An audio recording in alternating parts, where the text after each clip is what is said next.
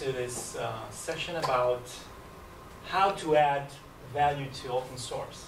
And I'm going to try explain how we managed to add some value in the open source, especially when it comes to reporting and BI, open source BI, and I will talk about JasperReports and see what went well during JasperReports evolution, what went not very well, and how this experience that we gather in 10 years might help you in your open source endeavor.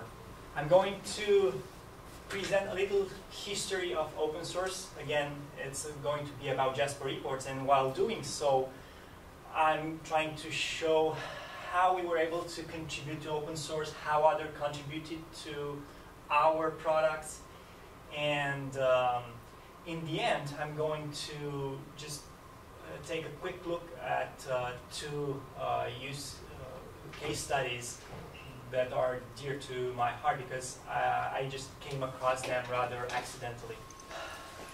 I will start by presenting a bit the context of open source reporting about 10 years ago when I started the JasperReports project. So at the time, I needed to do some reporting in some project that I was involved with, and basically I looked around to see what's there in open source and what tools I could use.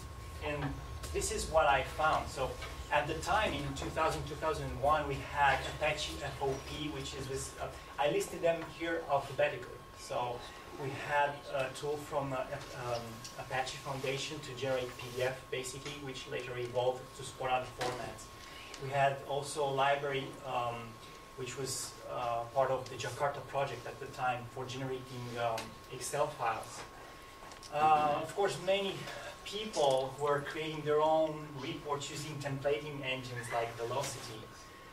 And there were also some true reporting tools at the time, like Data Vision, which is just like JasperReports, a reporting tool in the classic spirit of reporting with templates, and you feed data into them and all that stuff, and even had a designer. But when I looked around, I said, well, it's probably not complete. Let's see if we can do better. We had a very good PDF generated library, which is still very useful today, iText by Bruno Olorage and Paulo Soares. We had charts in Java with the best charting library that there is in open source Java, which is the JFree chart by David Gilbert.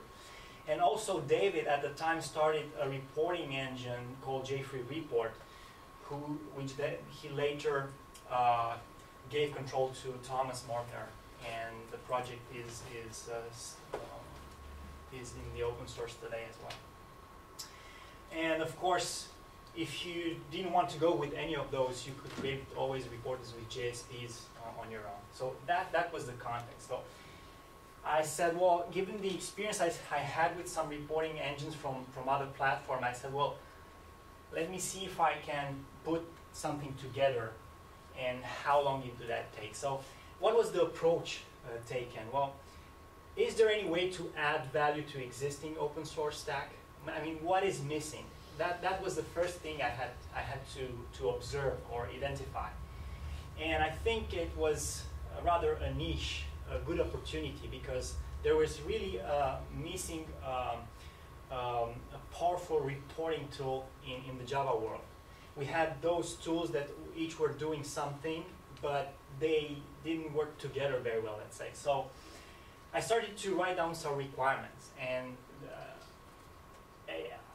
I think this is the best approach, at least that worked for me, and was that I started to write things on paper, just write down requirements and then think about it. What are the technical challenges ahead? How do you solve different rendering problems? How do you generate different file formats? So what is your file format if you want to put together templates, and what is this definition? So basically I thought about design and architecture without coding anything for about a month or two. And then, well, I pretty much had everything figured out, I started to draft some code. And I think what helped the project start up was that I just published that proof of concept immediately on SourceForge. SourceForge was a very popular environment for open source people to meet up, and it still is today, so it was a great choice. There were other similar projects that took a different approach. They said, well, maybe we should charge something like $50 or $100 for our solution, and in this way have immediate revenue, and let's see how it goes. In my mind, I thought, well, there's no point in charging anything because the goal is to have as many people as I can using this stuff and see if it's good for anything. So for me, the choice of going open source was rather obvious. And I basically came up with this reporting library that filled the gap that I sensed was there in open source reporting for the Java platform. And this library is basically, as I said, a reporting engine in the classical sense that you have report sections and you fill it with data and you produce a document that you can then export to other formats. So it's like a templating engine in itself, but it had some rather powerful capabilities that are still true today, like it's able to produce very complex outputs. It's, of course, open source is Java based, which was the need at first. And it's very easy to embed into other applications. Basically, you can take this reporting engine and put it into a Java desktop application, a web application, anything that it's using Java, basically. And it can be leveraged from non-Java applications with integration through other protocols, like we'll see later, like web services and other.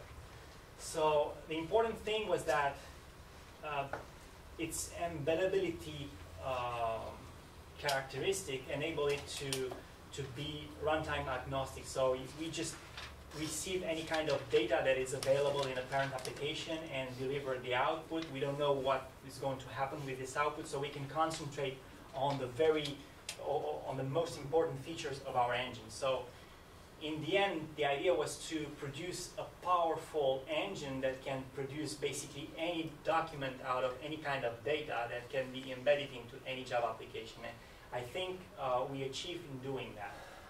Well, what helped the project grow rather fast in the first few years? Well, it's important to work with the community from day one. I mean, I put here this chart to indicate the traffic on the forums in the first few years until 2005 when Jaspersoft came around. So basically until early 2005, I was on my own, basically. So on this graphic, the most important things are the first line here until the beginning of 2003, because it shows a steady growth in forums traffic. What made that happen? Basically, I set to myself the goal of replying to any post on the forums. So if you do that, you're basically giving value to your product, because even those who come just by accident on the forums, if they see it's active, then they're more encouraged to continue to use that product and give it a chance, basically, and also help you improve it right away. So that was very important. And I think it's, in terms of effort, I would say that involvement with the community in that time frame was 50-50. Like half of the available time you just code, and half of your time you spend growing your community. Another important aspect is incorporate community feedback. Well, I started with a set of requirements that I thought are good, given the experience I had with other similar tools in the past. But then, after working with the community for the first few months, I realized that the list I put together doesn't match what the real users expect from the product. So I have a good example for that. After the 5 or 6 months, although it was not planned for, I had to implement support for what we call sub-reports because everybody wanted to use that, and initially I didn't think about it. So I had to switch gears and implement what they wanted. This is an open source dicton. I just put it there. Release often, release early, but it's very, very, very true and helpful. I mean, you don't have to hesitate in releasing things as soon as you put them together, because it will help you drive the project into its natural evolution. And if you wait for 2 or 3 months working on some feature that then when you publish, nobody uses, it's basically lost time. And also what happened during these years when I worked alone is that I took any opportunity to redesign. I mean, if I realized at some point that introducing sub-reports, let's say, I have to go through some radical changes in the API, I just made them.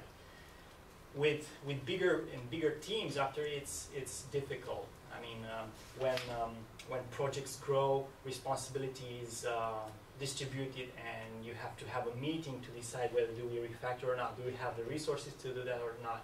So when you're alone, it's easy, and it makes the project more healthy. But these were good steps that were took at the time, because they ensured stability and flexibility and pluggability of the engine in the following years, which is still true today.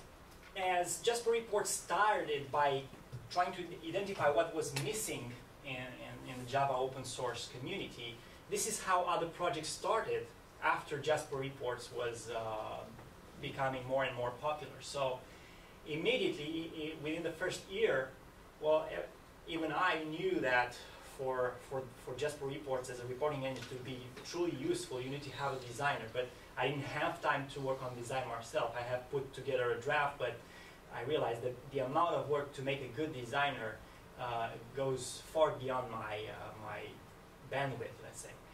But there were others who took up the challenge. And the best example is the iReport Designer, developed by Giulio Toffoli from Italy, who started within the first year after the JasperReports launch. And then there were others who rather disappeared soon, because they realized it's something that demands a lot of commitment. So only a few of those projects that started to extend JasperReports functionality are still in existence today, because at least for the designer, I can tell it's a lot of effort.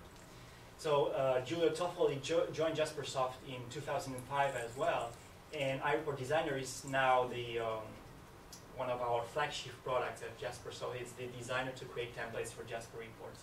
Jasper Assistant is rather inactive right now, but I pointed there because it's a good tool, and it was a good tool at the time, filling a gap that we had in the Eclipse world. And nowadays, we are trying to fill that gap because Jasper Assistant is no longer active, and we are already having our own tool in Eclipse called Jaspersoft Studio. Other types of open source projects that sit on top of JasperReports are open reports, which provided a web interface for deploying your reports. I mean, if you wanted to do something with JasperReports, you have to wire it in your application, provide data, capture output. So you had to write at least 100 lines of code, let's say. So open reports fill that gap, saying, well, you guys just install this application and you deploy your reports in the web environment and all that stuff. Also, Dynamic Jasper, an open source project that fulfills something that was, let's say, missing at the time. JasperReports produces these static reports, and what if you want to have some dynamic tables in which you can hide columns or add new columns or do some conditional formatting and all that stuff. So Dynamic Jasper, it's an open source API that wraps up JasperReports and offers mechanisms to create report templates dynamically.